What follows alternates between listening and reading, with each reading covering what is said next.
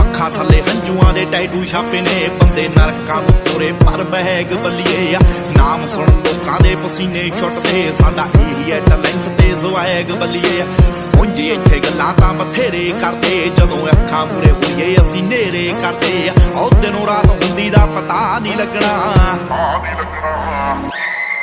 How ਡੈਵਲਾ ਦੇ ਨਾਲ ਨਾ ਤੂੰ ਖੇਡਣਾ ਕਰੋ ਵਾਰਦਾਤ ਹੁੰਦੀ ਦਾ ਪਤਾ ਨਹੀਂ ਲੱਗਣਾ ਸਾਡੀ ਆਪਣੀਆਂ ਉੱਤੋਂ ਬੰਦੇ ਨਾਲ ਦੇ ਧਾਕੜਿਆ ਰੱਖੀਦਾ ਅਸਲਾਰ ਹੇਲੀਆਂ ਤੇ ਕਿਵੇਂ ਹੋ ਜੂ ਪਰਚਾ ਵੇਲੀਆਂ ਤੇ ਨਾਲ ਸ਼ੂਟਰ ਪੱਕੇ ਰੱਖ ਲਿਆ ਸਰਕਾਰ ਤਾਂ ਸਾਡੀ ਆਪਣੀਆਂ ਉੱਤੋਂ ਬੰਦੇ ਨਾਲ ਦੇ ਧਾਕੜਿਆ ਰੱਖੀਦਾ ਅਸਲਾਰ ਹੇਲੀਆਂ ਤੇ ਕਿਵੇਂ ਹੋ ਜੂ ਪਰਚਾ ਵੇਲੀਆਂ ਤੇ ਨਾਲ ਸ਼ੂਟਰ ਪੱਕੇ ਰੱਖ ਲਿਆ ਸਰਕਾਰ ਤਾਂ ਸਾਡੀ ਆਪਣੀਆਂ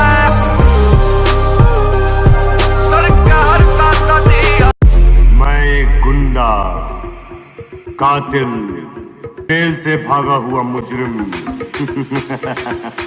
शराफत की किताब में मुझे खलनायक कहते हैं।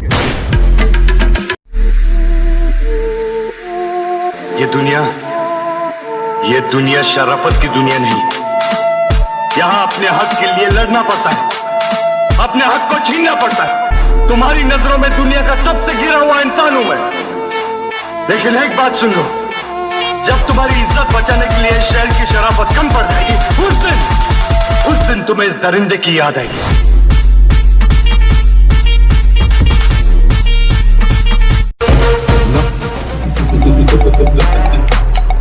गैंग लेकर आने वाले होते हैं गैंगस्टर, वो अकेला आता है।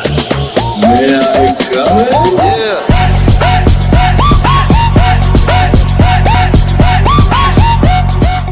इसे बोलते हैं मैगजीन, इसको डालते इधर ऐसे और इसको बोलते हैं ट्रिगर। इलाका अपन का, कानून अपन का, काट डालेगा।